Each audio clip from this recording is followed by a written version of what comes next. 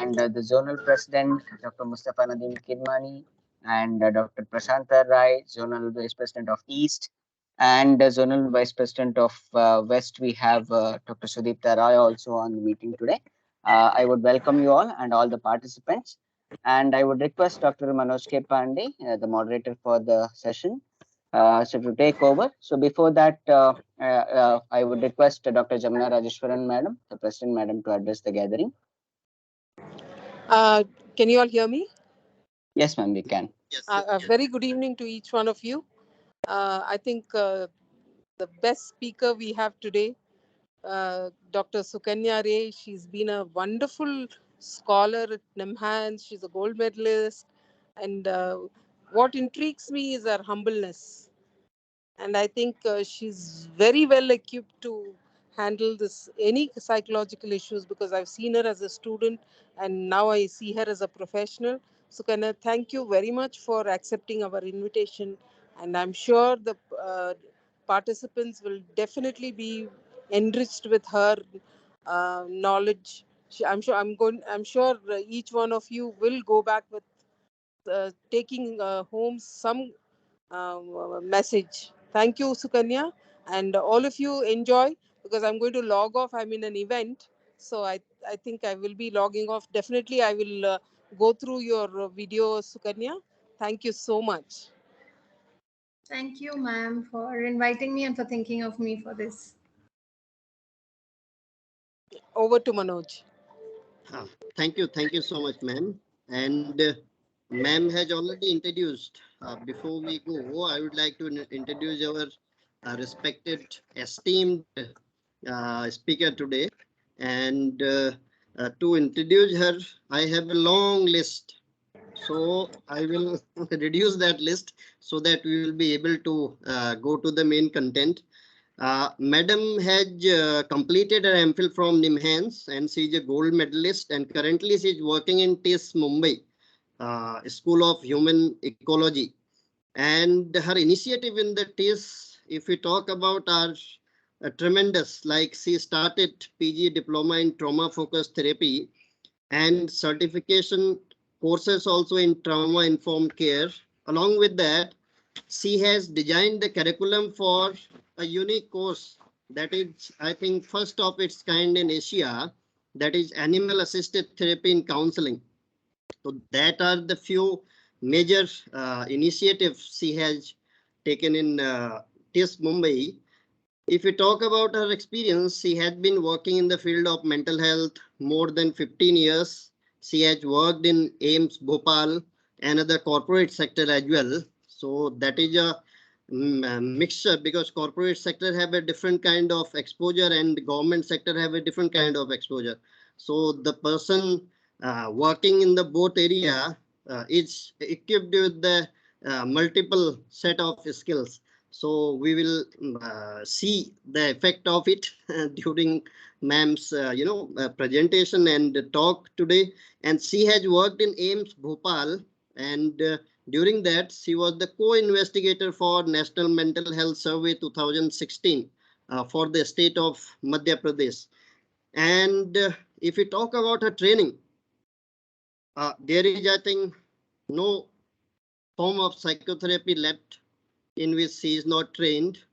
She is trained in trauma focused therapy. She is trained in CBT, DVT, family system approach, play therapy, EMDR, and many others, which I am not speaking.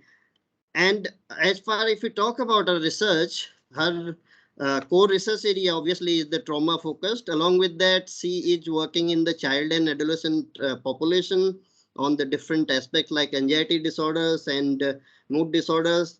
And she is working with the in the different project funded by the globally known agencies like UNICEF and others. So this is the brief. I had a long list, but I briefed it. So we are obviously going to be benefited today. If we talk about the trauma, it has been understood in a very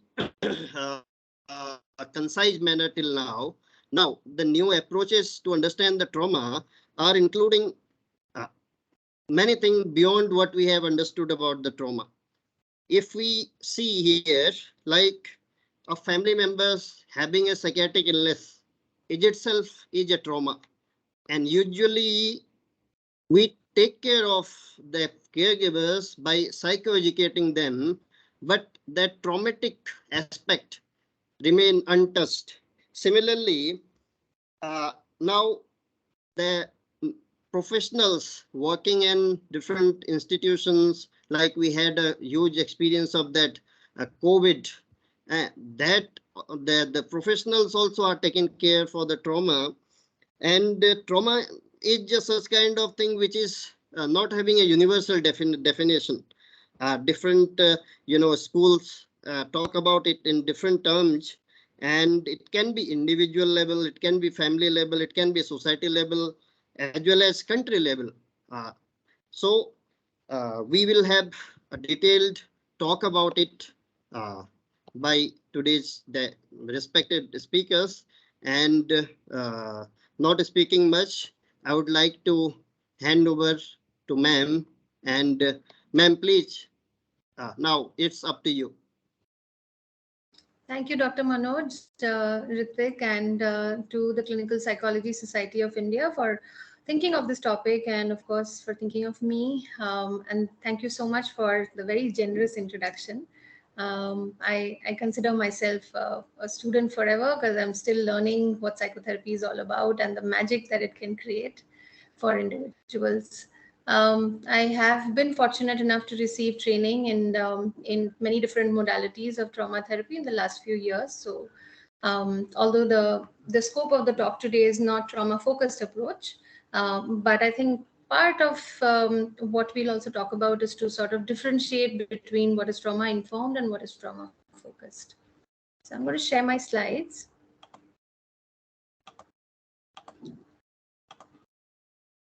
I hope the slides are on. Yes, ma'am. Yes, Yes. yes. Mm. So I was requested to prepare, very brief talk on trauma-informed approach to psychotherapy. At the outset, I would like to state that this field of trauma therapy is like an ocean, and how much ever we learn, we still feel like we are still swimming in that ocean. So much to sort of unearth and really understand about what exactly is working and how do we go about it. So what I'm going to offer today is like a tiny droplet of that, and the intention here is to create curiosity in the audience so that we can take up the trauma informed approach to working in psychotherapy research, and generate an overall curiosity about it, and so that it does not just stick to the therapist or the practitioner. I think the need of the hour is for the trauma informed approach to percolate to different layers or different systems that are operative here. So moving on to the overview, what I'm going to cover today is the trauma-informed lens, and that will include an understanding of what do we mean by trauma in the trauma-informed approach. We will delve into the relevance of this TIC, as we call it, in an international nomenclature, and what is the relevance of that in contemporary approaches to psychotherapy. And finally, we'll learn about the principles of trauma-informed care. I think that in the limited time that we have today and with the intention of generating curiosity, this might be a good enough place to start. So, like Dr. Manoj was introducing the topic, and we looked at how we already see trauma. And whenever I bring up the word trauma, the first thing that probably comes up for us is the word PTSD, post-traumatic stress disorder, which has been a term introduced in the DSM, and it has continued, although it has changed its home in the DSM-5. But it continues to be there, and it's the one term that comes up in relation to the word trauma.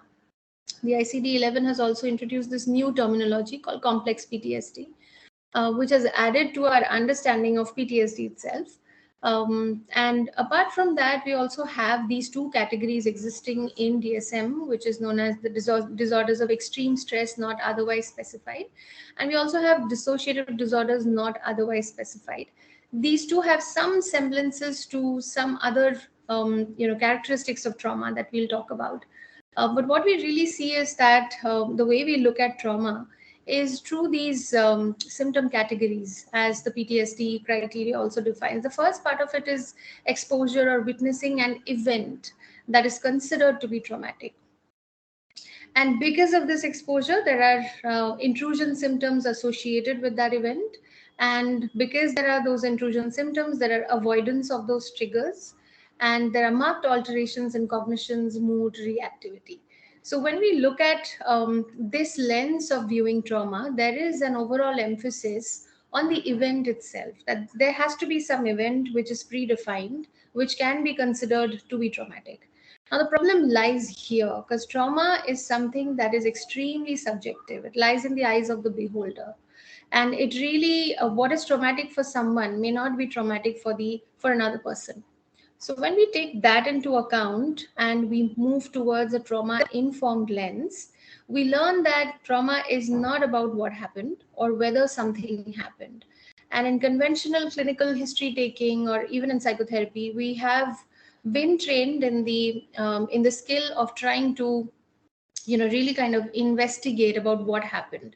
We go back to the history over and over again, trying to make a case conceptualization which has an overall emphasis on what happened, and us trying to find a way to explain what happened as the basis for the present symptoms. Now when we take up the trauma informed lens, there is less emphasis on that fact finding.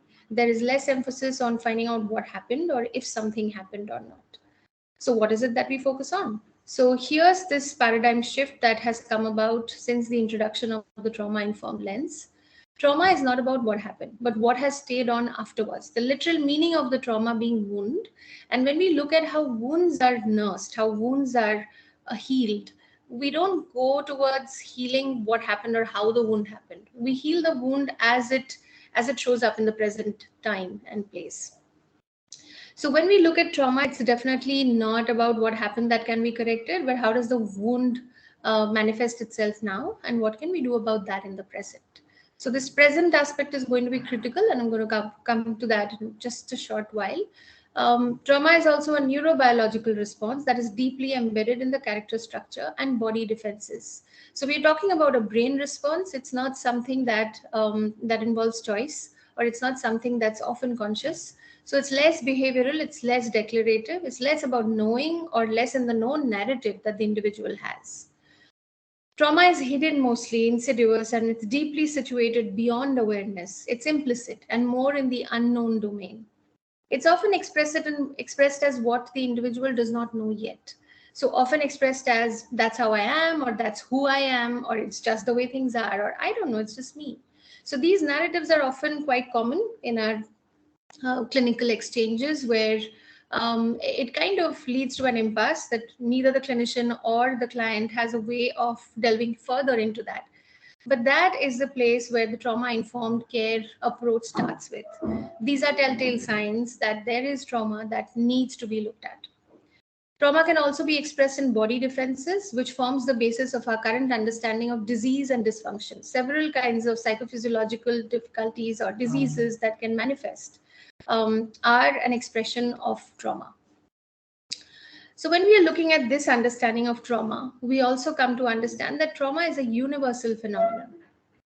From stars colliding to societies disintegrating to individuals going through a lot of shaping due to their experiences, trauma is universal and deserves respect.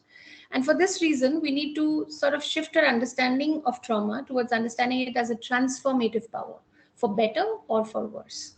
I often give the example of when we are, for those of us who are into gardening, and oftentimes we are going to chop off, branches of trees, and often we see a lot of growth in there.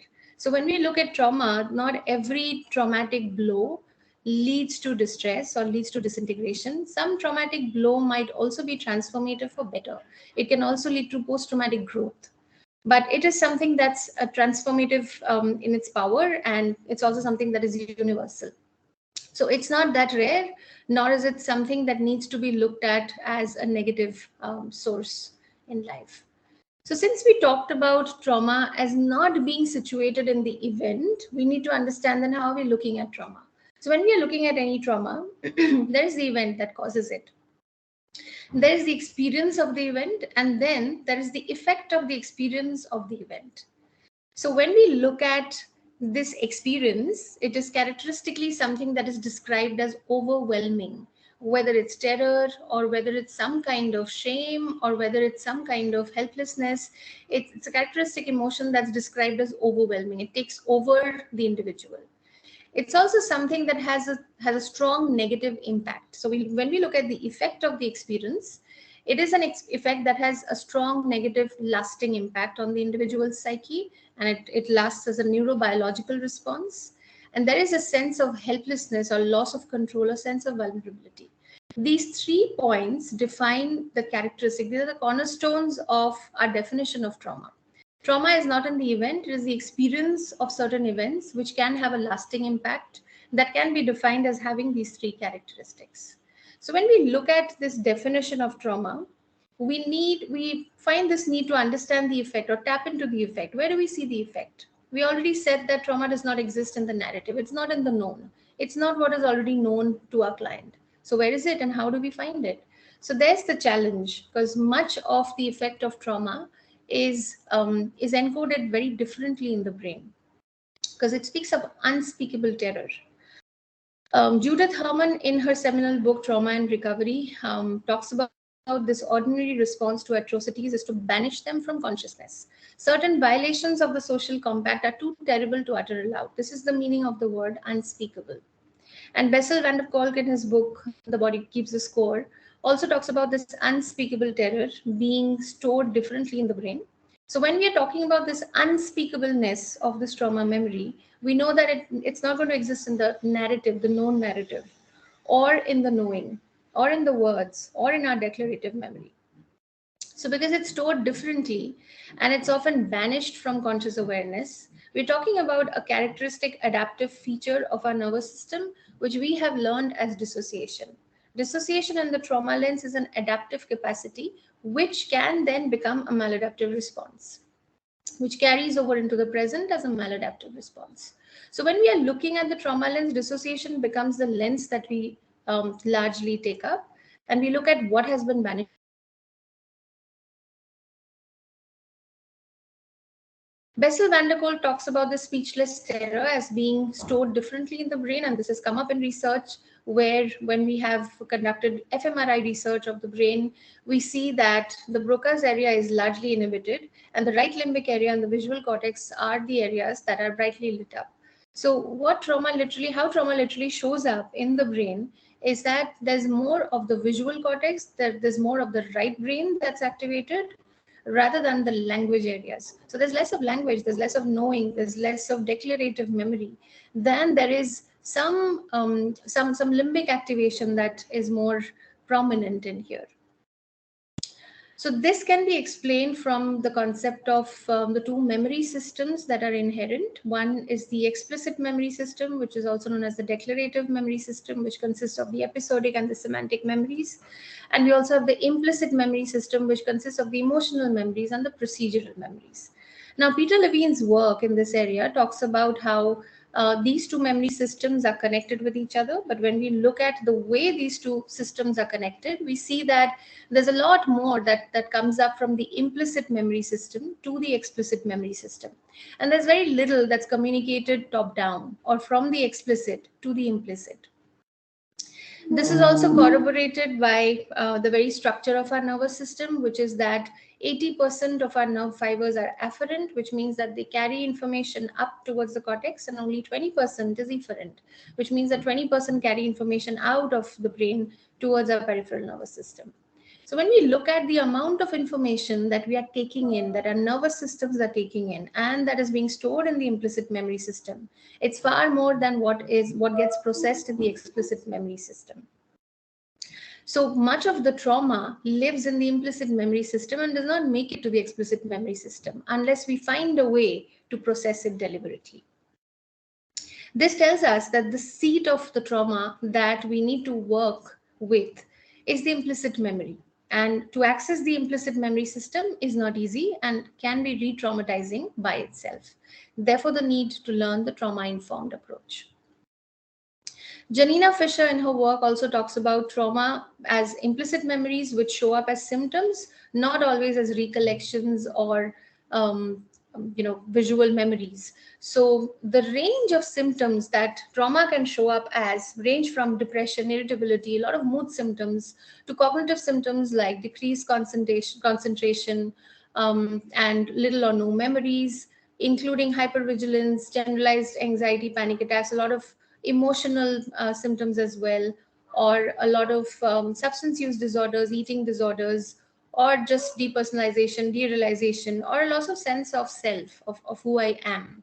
So when we look at these symptoms, what we find is that this is really a trans-diagnostic lens. It does not remain curtailed within the category of trauma-related disorders. This is something which perhaps requires a few more decades of research to understand what we are really looking at, the elephant in the room that we can't yet explain. But trauma is really a trans-diagnostic lens which enables clinicians to conceptualize all kinds of presentations via the trauma lens.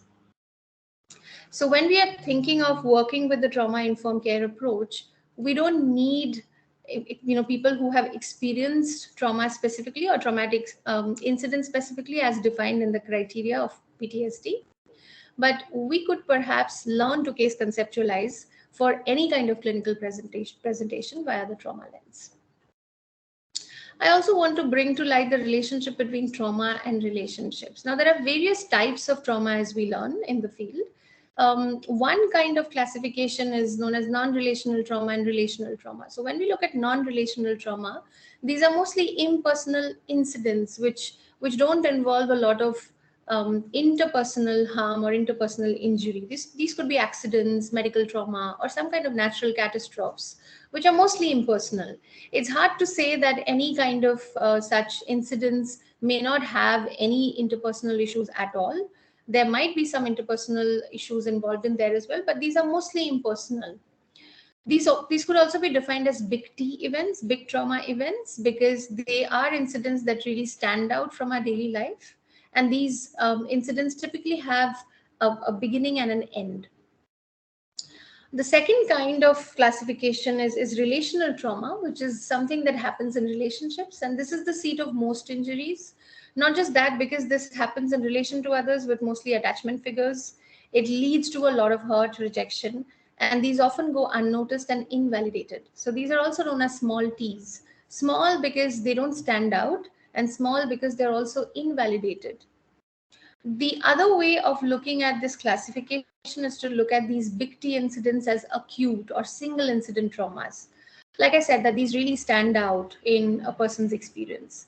And then there are chronic attachment trauma, which are the small t's, which keep happening more than once. And these are multiple incidents. They could also be multi-layered with more than one attachment figure. There are also acts of omission in terms of what should have happened but didn't. So, for example, parents should have been there when a child when a child was depressed or when adolescents really needed support with their academics, but that didn't happen. So these kinds of acts are not about what happened, but about what should have happened but never did. All trauma inflicts wounds to our relational self, which means that it inhibits our capacity to be in relation to others. Whether it's big T or small t, whether it's impersonal or personal, it does impact our sense of self. It does impact our ability to relate to the environment, to relate to the others in our environment as well. So when we look at trauma and relationships, there's a very intrinsic link between the two. Not only does trauma originate in relationships mostly, but also it impacts our relationship with our own self, our relationship with our significant others, with our environment.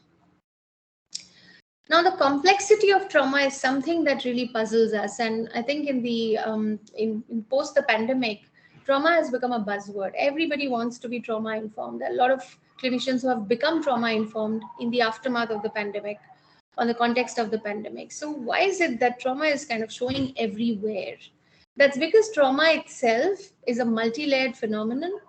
When we look at the kinds of trauma that we are noticing, what's really lasting in people that we're noticing, we're looking at systemic trauma. I think Dr. Manoj was talking about how it can be at a country level, it can be at a state level, it can be at a racial level, it can be at a global level as well. COVID, for one, has been a collective trauma of an unprecedented nature.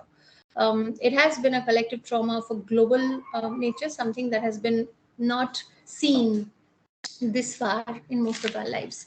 So because it can be multi-layered, it can be systemic, it can be racially based, it could be intergenerational. For example, survivors of Holocaust, survivors of partition in India, or several riots that have been historically, so survivors of several historical traumas, and how these can be passed on from one generation to the next. Trauma could be interpersonal, it could also be intrapersonal. So when we look at the multi-layered aspect of the concept of trauma, it's unmissable, and this shows in research, most importantly Falleton Harris's research, of course conducted in the US, which shows that 55 to 90% have experienced at least one traumatic event in their lifetimes, and on an average, all of us experience on an average of 5 traumatic events in our lifetimes. We often say that 95% people have trauma and the remaining 5% have yet to discover it. So when we are looking at the pervasiveness of trauma in our modern world, we are pretty much living in very traumatic times, not just because of what is happening right now, it's also because of what we are carrying from our past. So our past legacy is something that we are living with and perhaps forms the seed of the trauma that we are experiencing now. The insidious impact of trauma is something that's broad, deep, and life-shaping.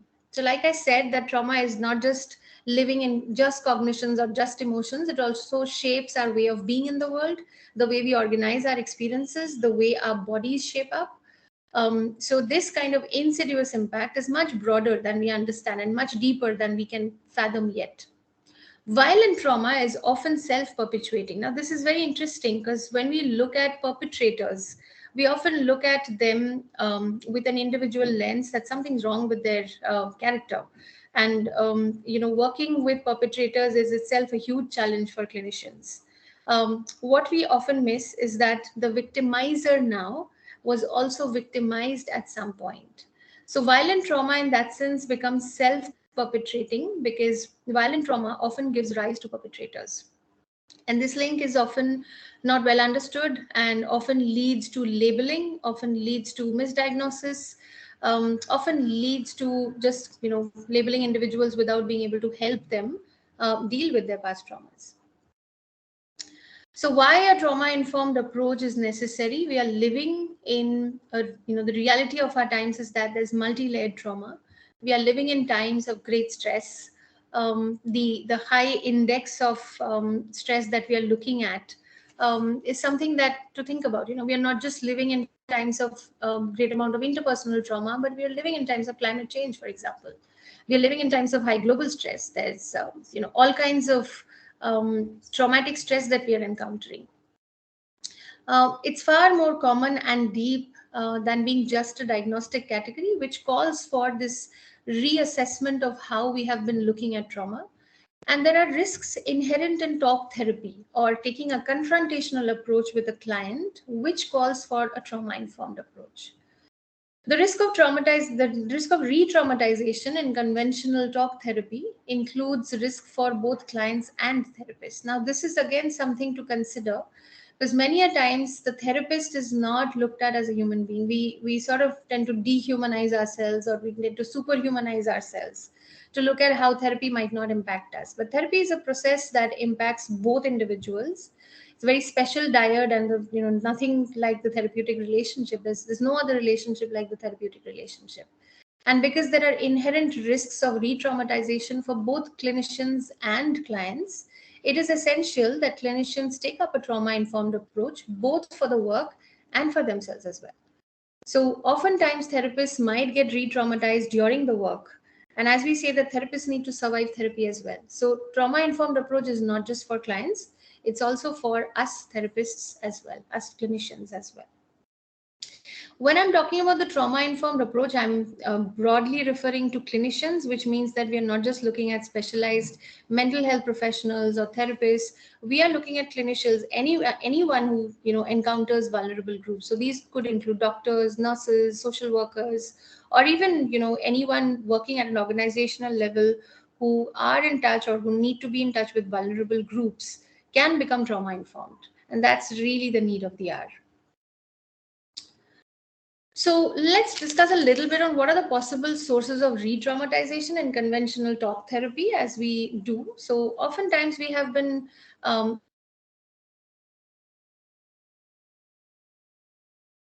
resourcing as much. So what do I mean by resourcing? It's about checking in with the individual that how might they take care of themselves or of their nervous systems if they feel re-traumatized, if they feel that there is some kind of living again happening with the traumatic memory.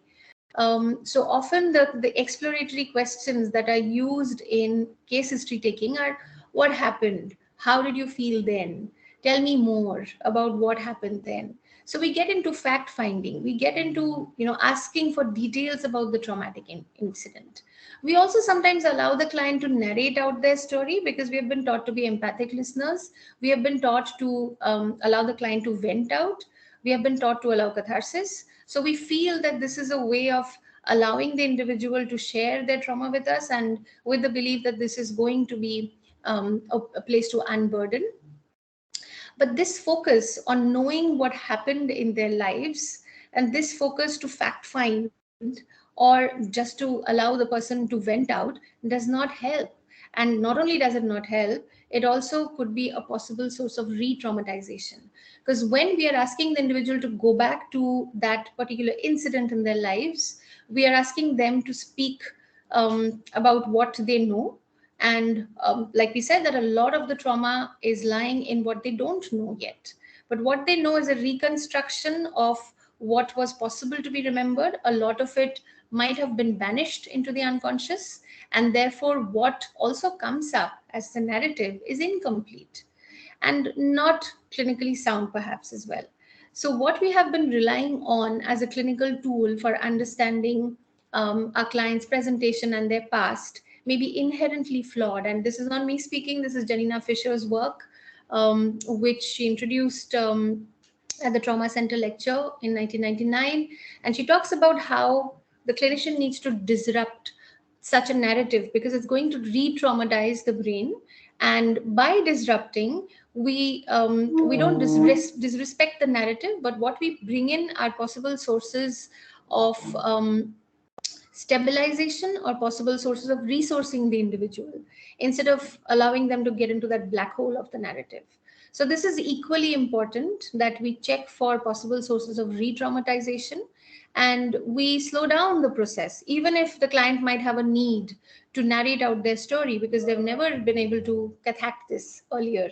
We would still need to disrupt that narrative. We would still need to slow them down, still need to stabilize them, still need to ensure that they have the resources to get back to their daily functioning. So that's one of the most important places from where the felt need for a trauma-informed approach to psychotherapy originated. And this brings us to the trauma-informed approach, which has brought about a paradigmatic shift. It was Fallot and Harris's work in the early 2000s, which has brought about this paradigmatic shift. This shift talks about moving from a very individual focused lens of what's wrong with the person to looking at what happened to them and taking on from what happened to them, being more sensitized about events that would have shaped their character, events that would have shaped their present, to looking at not just what happened, but what has stayed with them, what has been the impact that has stayed in their nervous system.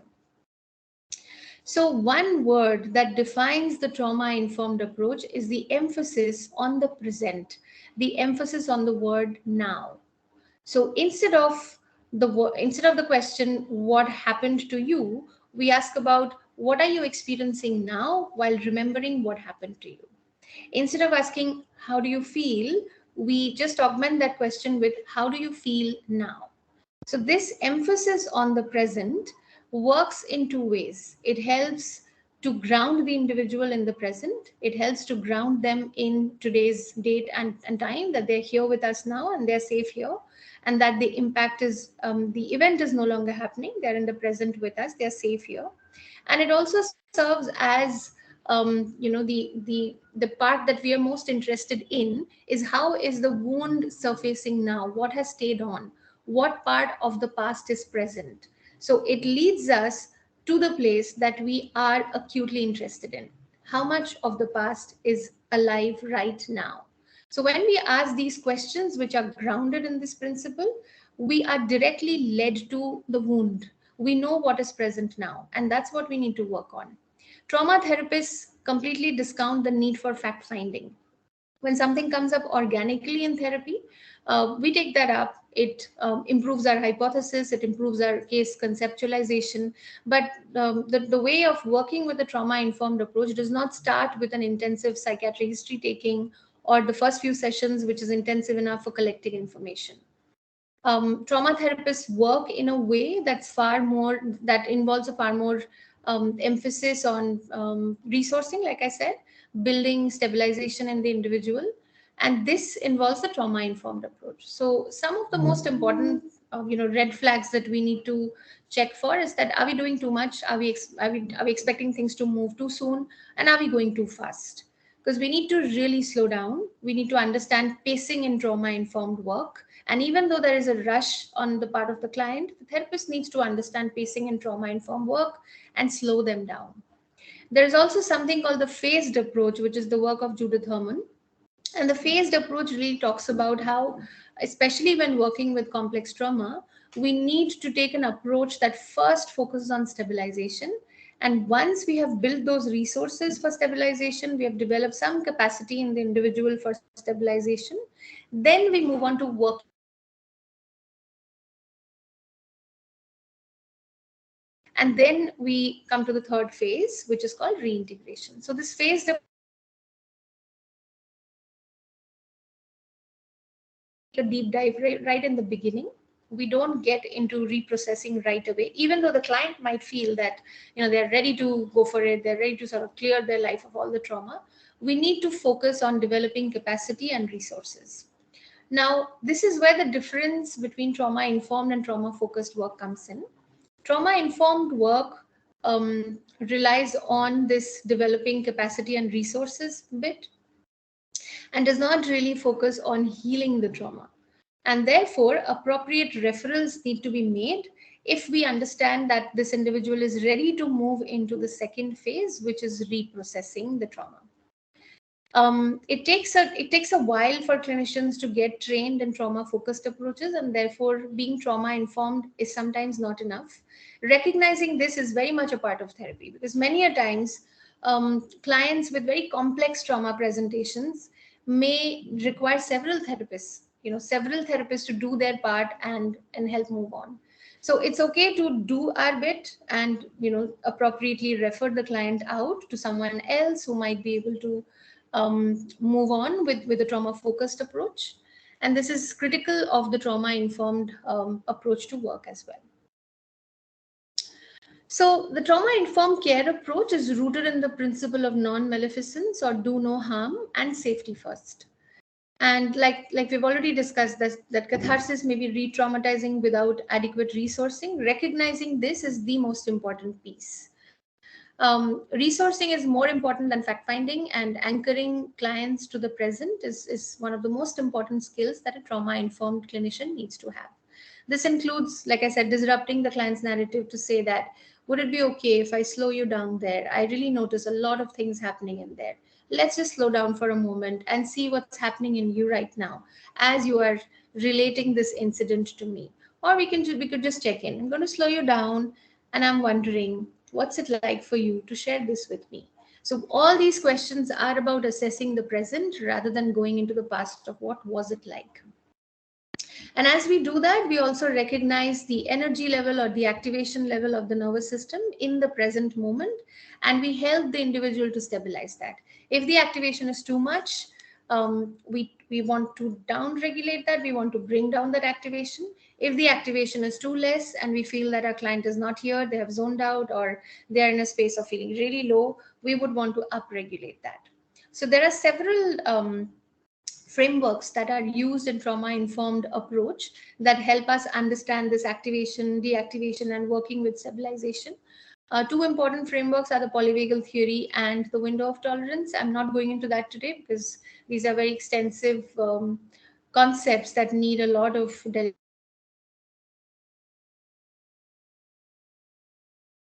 theory is really the backbone of the trauma informed approach.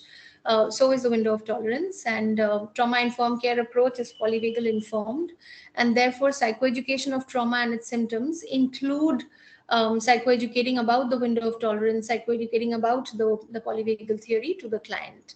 So it's critical for us to not only know the theory but also be able to be in a space where we can psychoeducate others about it.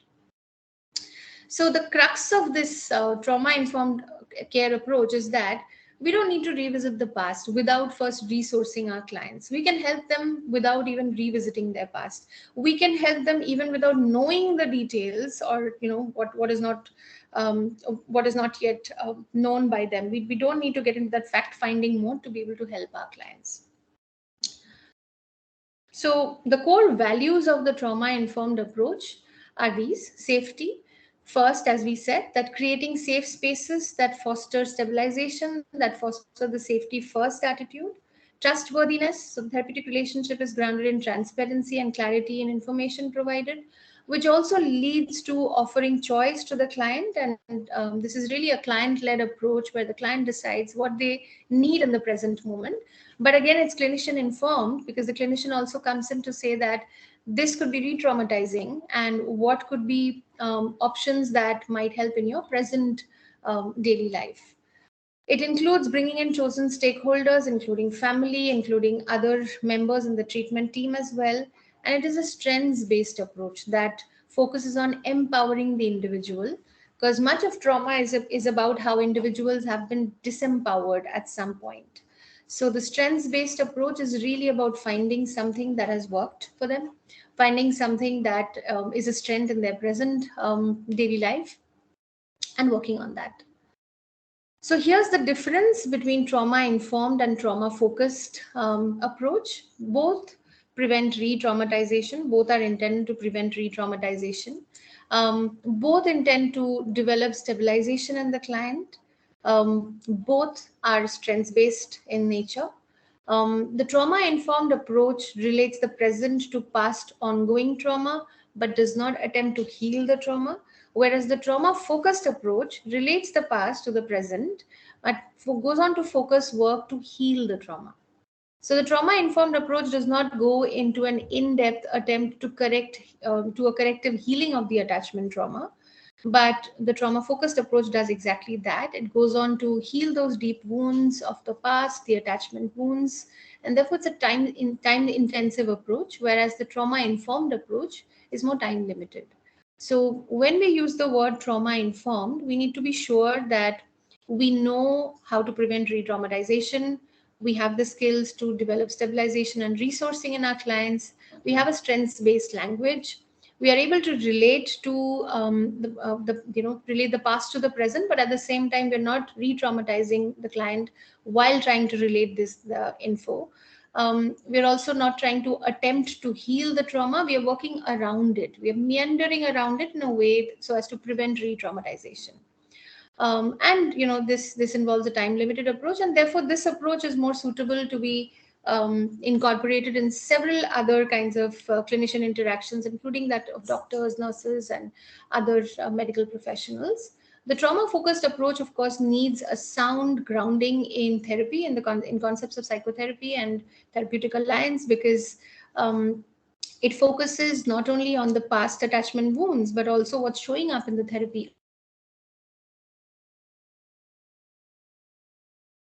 on psychotherapy, and thereby it teaches clinicians or psychotherapists to be able to focus on how to heal the trauma, what's coming up from the past, what's showing up in the therapeutic relationship, and it's a time intensive approach. There are several forms of trauma-focused interventions, some of which have already climbed into the evidence-based list. For example, you have trauma-focused cognitive behavior therapy, you have cognitive processing therapy, you have cognitive behavioral therapy for trauma, you also have eye movement desensitization and reprocessing, narrative exposure therapy. Now, some of these terms may seem familiar, but all of these are trauma focused approaches and require training. So the CBT that we have been conventionally trained in is not the same that is used in trauma focused approach. Or trauma focused CBT is a very specific kind of CBT that one needs to be trained in. So is the narrative exposure therapy. It's not the same as narrative therapy that many of us are trained in. So these trauma focused approaches require a lot of deliberation, training, certification before we can before we can actually enter the work. Trauma informed, of course, may not require that level of certification. And like I said, we can still work with clients without re traumatizing them and still be able to help them without getting into a lot of in depth work. So I'm going to end there. I'm expecting that we can have some rich discussion on the topic, and I'm happy to answer questions. I'm just going to talk about the two courses that we have at TIS.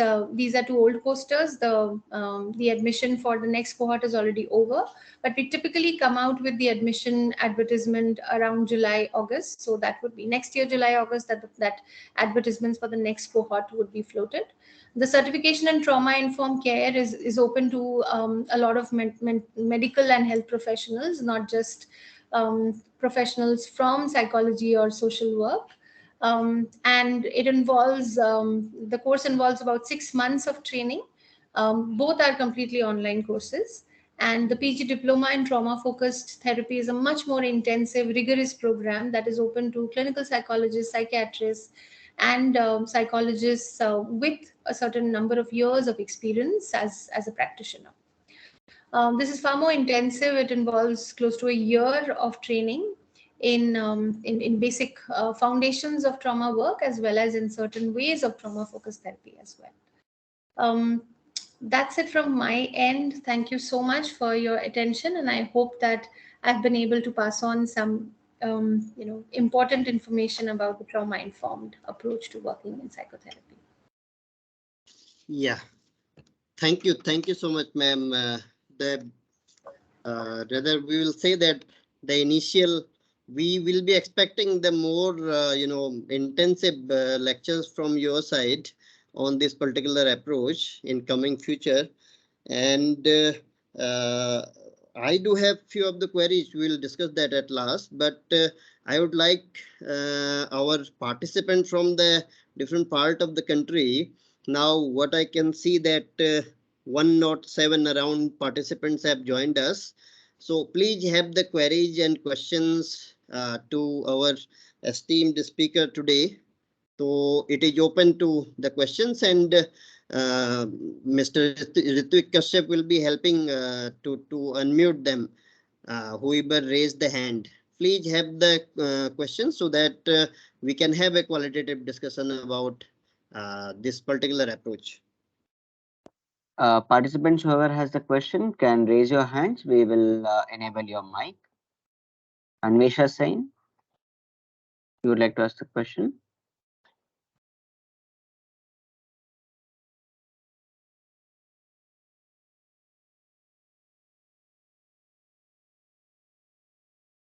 Anvesha, you can unmute and Yes. ask your question. Hi.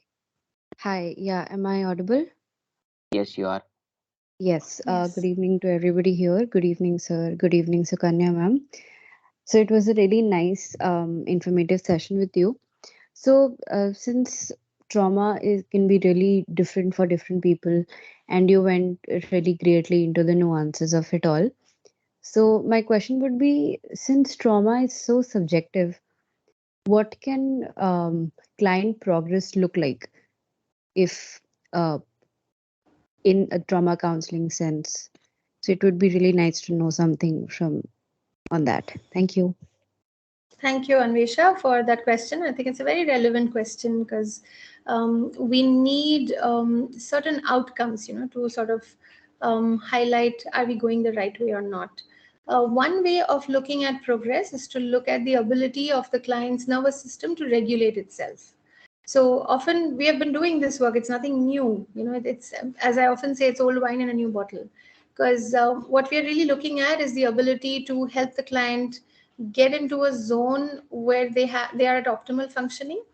But however, I want to highlight that this is a very nuanced perspective. The stabilization topic itself requires a lot of long deliberation, because let's say that you're working with a client who needs to go back to a family situation which is violent. Now, what is the optimum functioning zone for that client who needs to constantly be in hypervigilance? Because if they let down those guards of hypervigilance, they are going to be in danger. So the optimum level of functioning for that client is not going to be a zone of calmness, or let's say if I give you a scale of, from -10 to +10, the safety zone for that client is not going to be at a neutral zone of 0. Perhaps they need to be at a +5 in order to be safe where they are. Now, this is a very critical understanding when we are working with stabilization. And what progress may look like for that client may not look the same for another client who can afford to be at a 0 in order to cultivate safety spots for their nervous system.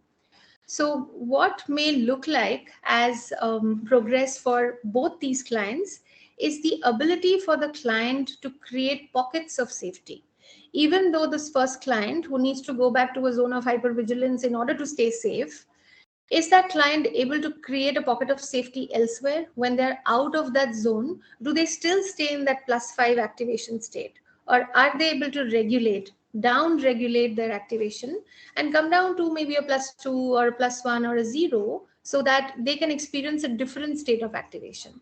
So this ability for the nervous system to regulate itself is one of the hallmarks of progress that we look for as we are working through it.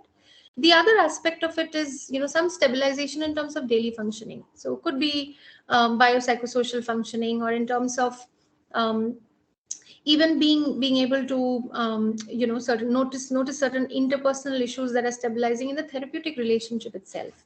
So trust coming in the therapeutic relationship, or the client's ability to engage in therapy itself, or some kind of therapy interfering behaviors also decreasing, could also be signs that there is some progress. However, the progress in trauma informed approach can be incredibly slow at times, and as clinicians we need to have that patience, because we know that pacing is important. So pacing and patience both are going to be important, and we don't rush things in order for the client to stabilize, because we are sensing that the outcome is going slow. So I think that's what progress might look like in a trauma informed approach. Yes, thank you so much, ma'am. Aishwarya Srinivasan, you can unmute and speak.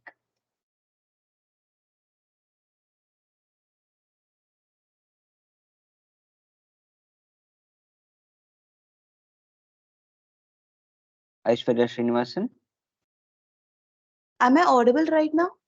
Yeah, you're audible now. First of all, thank you, ma'am, for such an informative session. It was so, a very new concept for me to learn. I'm a clinical psychology student pursuing my second year right now. And my question is certainly similar to the question previously asked about the progress only.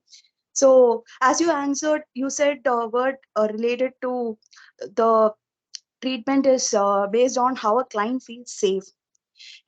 As you mentioned about the safety pockets as well. So how the resurfacing will be, like, is there like a cure, or how we make the patients feel safe, and how the sessions go? And I also have other question, like, related to the comorbidity. So if a patient is having depression or anxiety and followed with this, so how you will focus? Either you focus on the depression or anxiety first, and then you move to the complex trauma or the trauma of the patient, or how you will give treatment like that? Okay, that's a very interesting question, Aishwarya. Thank you for that. We could view the anxiety and the depression from the trauma lens, so it doesn't have to be treated as separate comorbidities that need to be handled separately. That's the magic of the trauma lens, that it allows us to conceptualize any presentation, even psychotic symptoms, from the trauma lens. And it also helps us prioritize the symptoms. So you don't have to and ignore certain other important signs that are more relevant for the individual's daily functioning right now.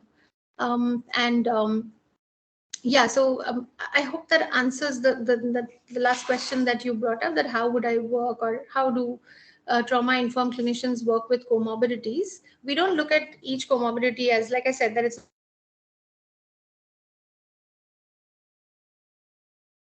lens to understanding or regulating the anxiety, the hyperarousal or the hypoarousal. And that gives you a foray in the treatment. And it is a step-by-step approach to look at what needs to be handled first. But resourcing is always going to come first. We will never take a deep dive into the complex trauma or whatever trauma needs to be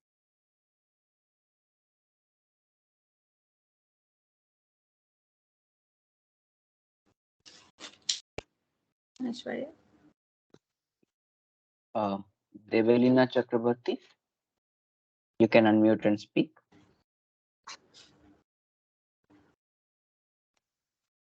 Hello, am I audible?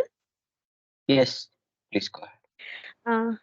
Okay, Sukanya ma'am, I really need to get in touch with you. How can I get in touch with you? I will not go into the gory details of why I need to get in touch with you, but it is something related to trauma work. Like, how can I get in touch with you?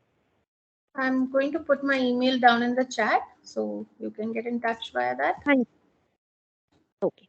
My name is Debolina. I'll surely get in touch with you. Sure. Thank you, ma'am. R. Gayatri, you can unmute and speak.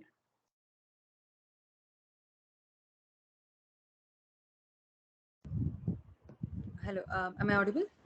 Yes, you are. Thank you. Thank you, Debalina, Sukanya ma'am, sorry. It was a very interesting session. My question is basically in Indian context. Has there been some sort of research or something done in terms of trauma-informed counseling and the kind of techniques that we need to use? Because as far as I could see from the slides, a lot of it was also foreign-based. So is there some kind of literature available for Indian context, especially in terms of like NGO, not NGO, sorry, vulnerable populations, like which NGOs deal with? So something that's what I was wondering. Yeah, so because the approach is pretty new and a lot exists in terms of the Eurocentric approach, I think a lot of research is shaping up in India right now. But since your question is about specific techniques that we use, for example, stabilization techniques, etc., to my knowledge, I don't think that we have had research which talks about specific techniques and how they have been efficacious for the Indian population. There are, however, several researches that have been conducted in India with different trauma focused approaches. One of them being EMDR. There have been a lot of published research in terms of how EMDR has been efficacious in the Indian population with different kinds of clinical presentations, not just PTSD or other classifiable trauma related disorders. So this is something that is being pursued currently, and also like current couple of research projects in TIS itself follows the trauma informed approach to research as well, and hopefully in the next few years we'll have some published research with the trauma informed approach in India. Yes, thank you, ma'am. Sona, you can unmute and speak.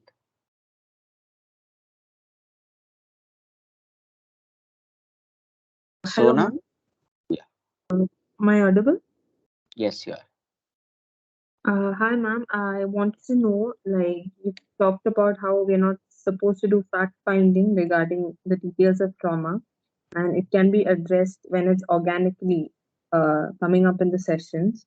So I wanted to know, even if it's organically coming up, are there any, signs to look for us to stop, even if it's organically coming, for us to stop asking them these things, in the session, for us to stop, getting the details from them, even though they want to talk about it?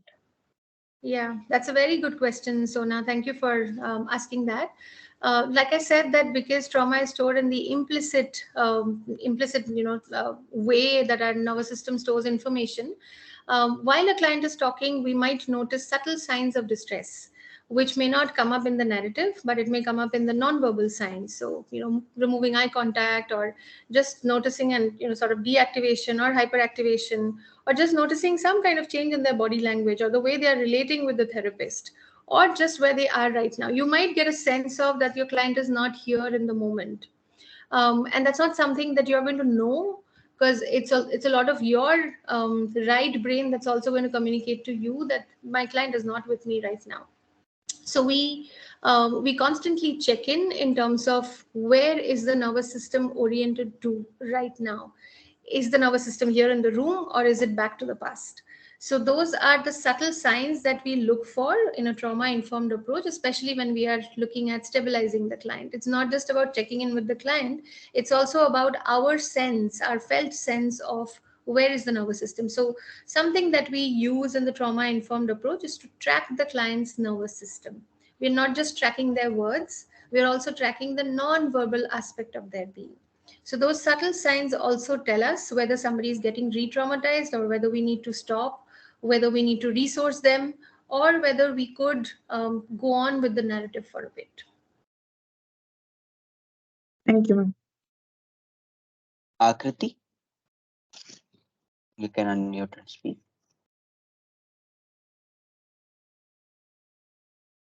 Akriti? Okay. If not, Sharika Verma, you can unmute and speak. Am I audible? Yes, Sharika. Ma'am, I wanted to know, are there any possible indicators that helps a trauma-informed therapist to make a call whether the client needs to be transitioned to a trauma-focused therapist? Yeah, again, a good question. Like I said, that, where does our work end and the next therapist's work starts? So there could be several indicators of that. One could be that, we notice that the client is stagnating, or there could be issues coming up in the therapeutic relationship itself, in the interplay of transference and countertransference. It could also be that we are feeling, as we name it, as impasse. We are feeling a sense of, kind of being stuck at where therapy is, and we know that we have done all possible ways that we could help the client. We have done some bit of resourcing. We have been able to go as far as we can with the person, and we feel that the person needs some more interventions. And we feel that there's enough of stabilization, there's enough of self-regulation that we have been able to foster. But the work really requires them to now go back to the traumatic memories and be able to process them. Trauma-focused work is all about working with memories, the traumatic memories. So when we notice that enough of the stabilization piece has been done, but we know that the intervention now needs to focus on those traumatic memories, it's then that we know that, that's the indication that we probably need to consider referring to an appropriate clinician.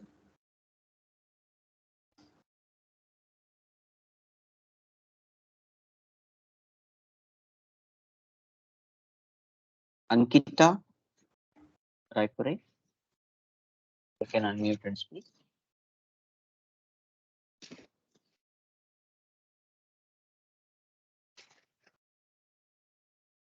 Ankita Raipure.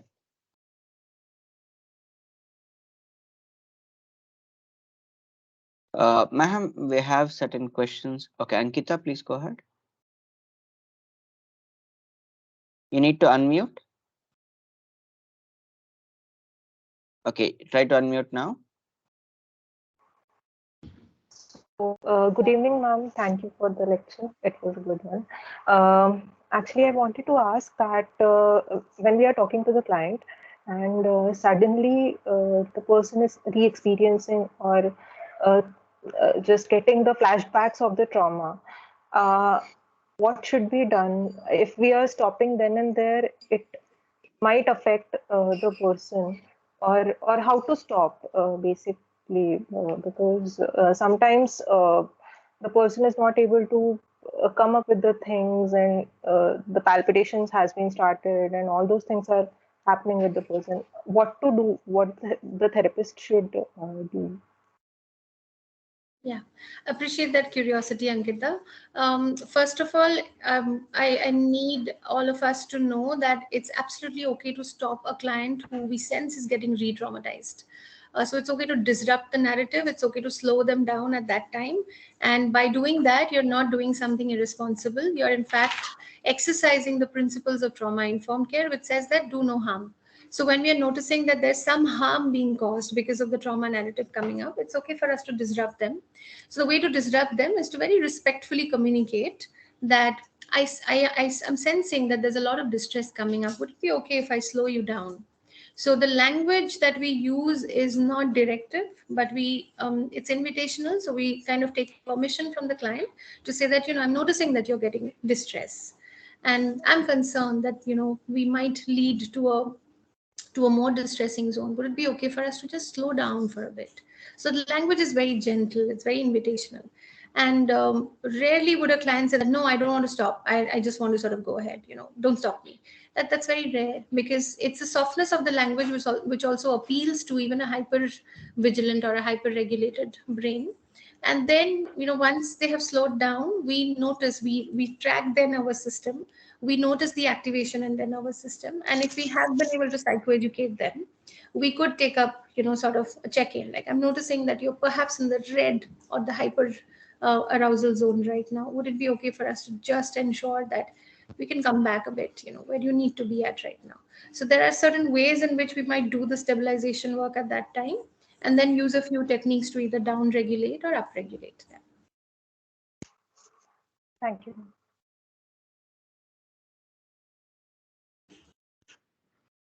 We have a We few questions in the chat, ma'am. Yeah, Shall I read it out for you? Yeah, that would be helpful. Okay, I think we have answered few questions on the client progress, and there is a question on any recommendation for trauma informed books. Yeah, so one of the major pieces of work is Falleton Harris's work. They've written several articles. One of the seminal books that I talked about is Judith Herman's book, Trauma and Recovery. There's also The Body Keeps the Score by Bessel van der Kolk. These are great starting points to become trauma informed. And taking it on from there. There's also Janina Fisher's books, but they might be a little too heavy to begin with. So I would suggest starting with The Body Keeps the Score, which is a best-selling book and a great starting point, and Falleton Harris's work on the trauma-informed approach. There is a request for you to mention the name of the theory for psychoeducation from psychoeducation point of view. Right. So that's Stephen Porges's polyvagal theory, the polyvagal theory, and there's Daniel Siegel's window of tolerance. So both of these are available as, original articles that they have written around 1999. And also there are several resources on the internet that you could find and, just educate yourselves about the polyvagal theory as well as the window of tolerance. Thank you, ma'am. Priyal Khurana has sent a case vignette for discussion. Priyal Khurana, would you like to come on mic and speak to ma'am? So if yes, could you please raise your hand so that I can enable your mic?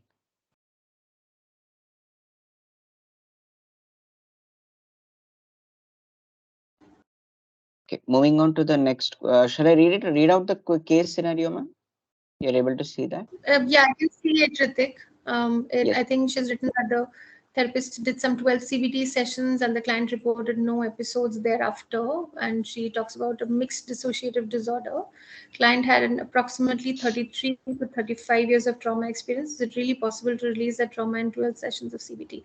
I think that's very limited information to sort of comment on whether there would have been complete resolution, but I'm sure that the therapist did some amount of work there to be able to stabilize the client, which might have led to no episodes occurring immediately thereafter.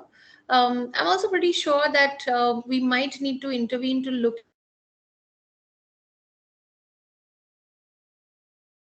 focus therapies, and a lot of RCTs have also been done in terms of comparing some of the evidence-based approaches to trauma-focused work like EMDR, etc., which shows that EMDR, prolonged exposure, these are ways in which the lasting impact of psychotherapy far outlives that of CBT sessions done. So which also says that even when we are working in any modality, be it CBT or any other approaches, even psychodynamic for that matter, what is important is to also notice the long-lasting effect of what we are seeing as the initial outcome. So yeah, I would be curious to see how follow-ups might help track the progress in terms of the long-lasting impact of the intervention. I think you have already answered Gayatri's question related to the research in India. And moving on to the next question, Akriti has asked, how can you connect relational psychotherapy work in the therapy with the trauma of the attachment wounds? Yeah. So trauma of attachment wounds is often, like I said, is the seat of most of the trauma, especially in complex trauma. And that's going to show up because trauma, as I said, that it curtails the nervous system's ability to relate to others, significant others, or the environment. And that ability is going to show up in the therapeutic relationship, because the therapeutic relationship it is not a neutral, is a place of neutrality at all. Things get reenacted or played in the therapeutic relationship. Transference and countertransference is the dance that needs to be interpreted. So a lot of that relational work is incredibly important when we are dealing with attachment wounds, or when we are working in a trauma focused way of dealing with attachment trauma. Thank you, ma'am. We have a question from Varsha Rajbhaskar. Would resourcing go into introducing new strategies for NS regulation, or do we understand some of the know-hows already present to build it from there? So from what I understand of Varsha's question, we always check in with the client in terms of what they have already been doing, what are some of the regulation techniques that they have used, or what works for them or what does not work for them, and we progress accordingly. If something works, it's the golden rule: whatever works, do more of it. And if something has not been working, then we disrupt that and we introduce something new, or we build in an understanding of why it may not be working. So definitely introduce new strategies if the old ones aren't working, but if the old ones work in some places at least, continue to work with them. So you build on the strengths. Whatever are the strengths, you build on that. We have a last question on the chat. How can we help an individual who holds trauma from childhood and has developed coping through self-informed ways, but those hamper in day-to-day activities as well as relationships, also holds comorbidity of depression, which is better technique trauma-informed or trauma-focused? Yeah, from what you described, this individual would definitely need a trauma-focused way of working. However, sometimes there might be dearth of trauma-focused therapists, or they might not have immediate access to the same. So at least it's good to be in touch with a trauma-informed therapist than a trauma non-informed therapist. And then, the trauma-informed therapist would also know when to make the appropriate referral. So something is better than nothing, as they say. Thank you, ma'am. With the permission of the chair, I just want to bring it to the notice of the chairperson that we have a senior clinical psychologist, Dr. Sam Manicum, in the room, sir. Dr. Sam, sir, would you like to unmute and address us, sir?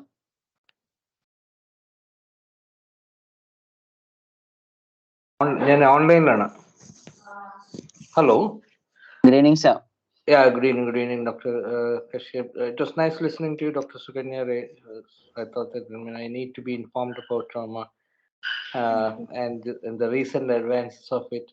And it was really nice listening to you. And I also like the young participants raising questions. And I'm glad that they brought in what is happening in India.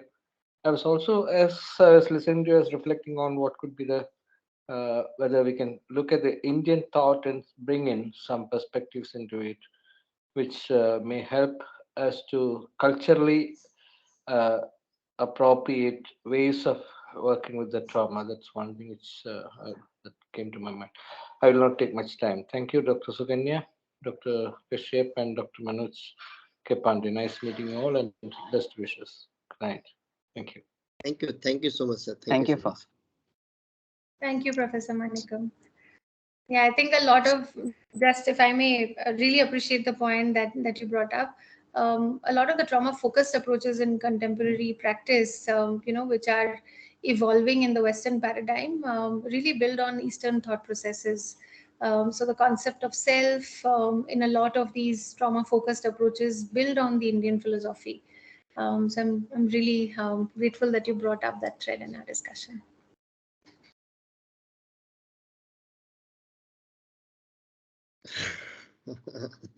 Good to see you, sir. Okay, bye.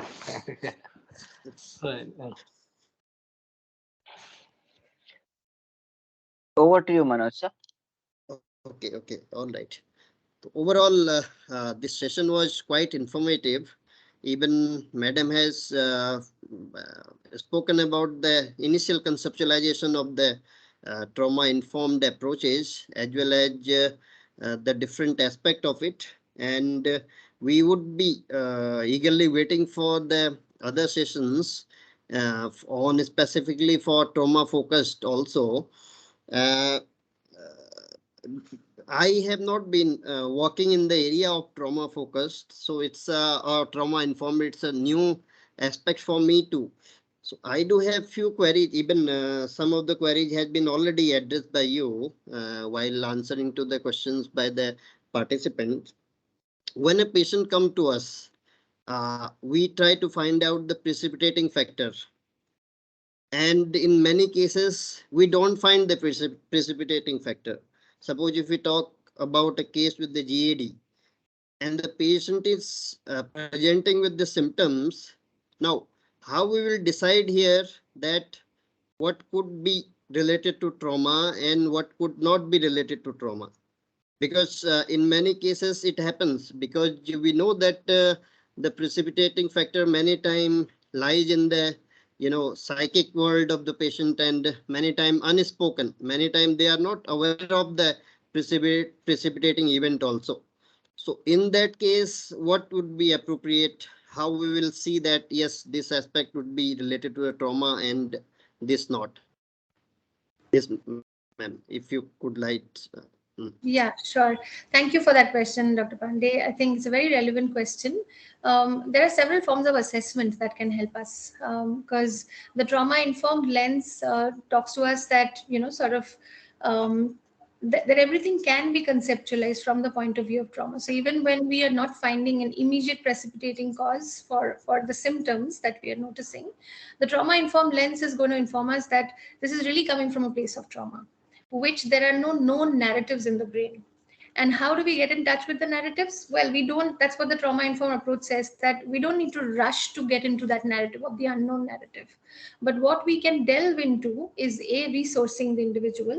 So, really working on the nervous system activation and ensuring that the individual has resources to regulate themselves both in the therapeutic relationship and outside. And the second piece of it is to use assessments to understand the level of dissociative experiences that they're having. So that's the lens of dissociation that comes into the trauma work.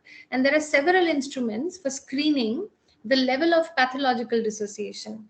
In the world of trauma, we talk about non-pathological and pathological dissociation. We all dissociate because it's an inherent capacity of our nervous system to compartmentalize information. So there's nothing wrong in dissociating. But how much of pathological dissociation might be happening and how much of it is something that the client has absolutely no awareness of right now will inform the next course of treatment. But that's where the assessment tools for dissociation come in. Okay, great, ma'am. I'm quite happy to uh, mm, have this answer, and the dissociation component is a very important one that I think we would be also working upon, because usually when we see that the patient appearing with the dissociative symptoms which are manifested evidently, then only we go for it. Ah, rather than that, we should be looking for, if you are the other thing, ma'am, you told that we should be avoiding about the fact finding. And in some cases, like if a patient now adolescent or running into the emerging adult has experiences the sexual abuse, and maybe that may be a chronic one, then to what extent we should be, because without touching that aspects of the trauma, I think it would be very difficult to go ahead. So what would be the thin line there where we should stop, and to what extent we should inquire about it? That would be ma'am. Absolutely. For both legal and clinical purposes, and sometimes for forensic purposes as well, we might need more details for, especially for something that is ongoing. If something that is non-ongoing, it may not be something that's relevant right away, and we could perhaps reserve the fact-finding aspect of that as and when it comes up. But for something that's ongoing and that requires legal intervention as well, it's important that we might need to pick that hat up in terms of who's the perpetrator, and what needs to be disclosed, and what is the level of legal intervention that's feasible. So in that case, what is going to be the first and foremost way to intervene in this space is resourcing. So not just go into the fact finding as the sole purpose, but also first being able to resource the individual, and then being able to do the amount of fact finding, just the right amount of fact finding that is necessary to involve the required stakeholders perhaps. So it's incredibly important to build safety first. So that's the principle of trauma informed care that's going to come in first, that safety first. What can we do to ensure that there is safety? Yes, yes. Thank you so much, ma'am, for the very answering the question in a limited words. Itself showing that your in-depth work in the area you have worked. And we would be also looking forward to have your inputs about this particular approach. Ma'am, you have shown the different courses running in your institution. I would like to know about the fee structure of these courses. If we talk about the certification or you talk about the diploma, so that would be great. And yes, ma'am. Yeah, I could just post the link here. The link has all detailed information about the courses. I'm just going to post it here. Or it will be there in the website also. If we talk about the fee structure, then we can go for it. Yes. Okay, absolutely. okay. So both courses are there on the website, and I'm just going to post this one here, so that will also lead to the other one. Thank you so much, ma'am.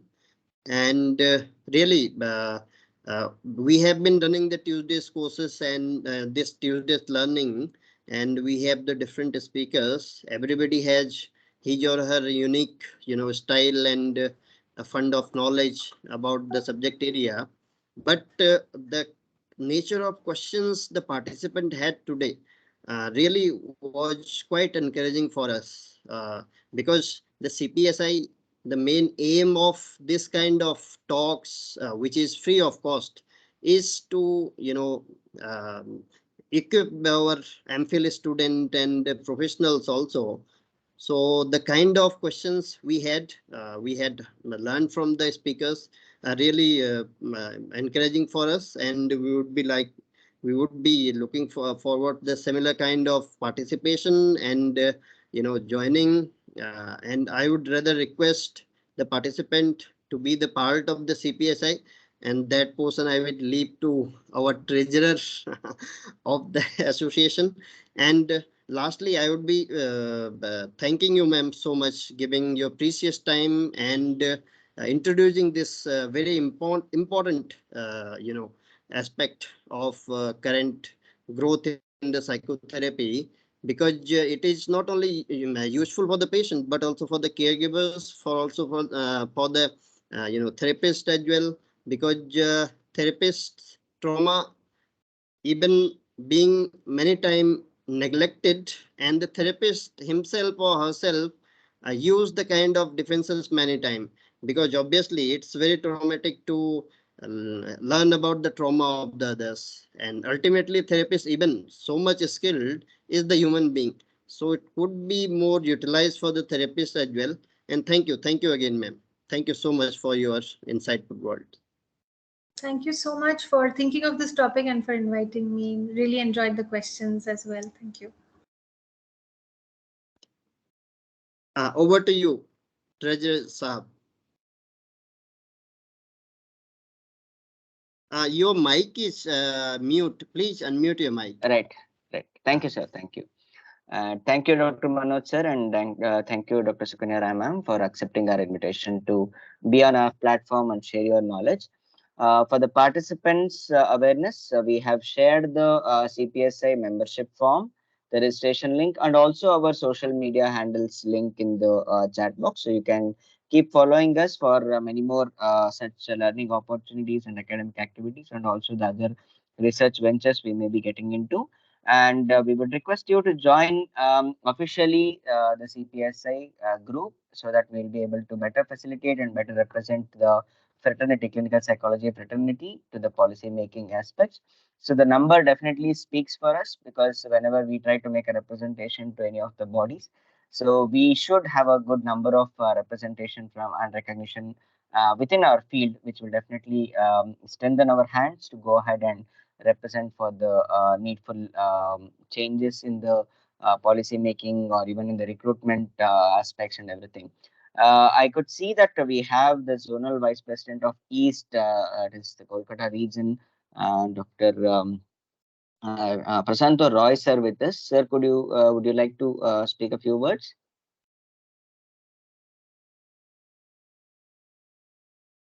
Thank you, Dr. Ritvik, and it is pleasure to hear from Dr. Sukanya. It was such an excellent eye-opener to many of us. And when I started working with the various trauma-related cases, what I witnessed that overall the mental health approach was more related to PTSD. And that is unfortunate part, because that didn't think about the prevention of development of PTSD, rather the more on the intervention approach. And what Dr. Sukanya shared, that touched my heart, that in every cases we need to explore if there is any kind of trauma, and try to give the psychopathology formulation based on the understanding of trauma, even for psychosis. And if we can focus in our intervention approach that aspect of trauma, that can be quite beneficial, that we are being able to see with many cases. And I'm really glad the way the participants showed their interest and their inquisitiveness, and that is the motivational factor for CPSI. And so thank you, Dr. Sukanya, again for your a beautiful elaboration on it's very limited time to discuss about trauma informed. It's a new paradigm. But let us start the discussion. Thank you. Thank you so So much. that's why we have already booked the coming sessions from ma'am. All right. So once again, I thank all the and also the professionals who have joined us in the evening today. And once again, I thank Dr. Sukanya ma'am for obliging and joining us today. Thank you, one and all. Please keep following us on various social media platforms. And also, I have in the chat box, I have mentioned the website address where you can get the details of various membership categories. It is open for students of psychology, clinical psychology of various levels, UG, PG, and also for the professionals, it is open for membership. So, and it is at the nominal membership fees. So I request all of you to join and strengthen our hands to take the fraternity for greater milestones. Thank you, everyone. Good night.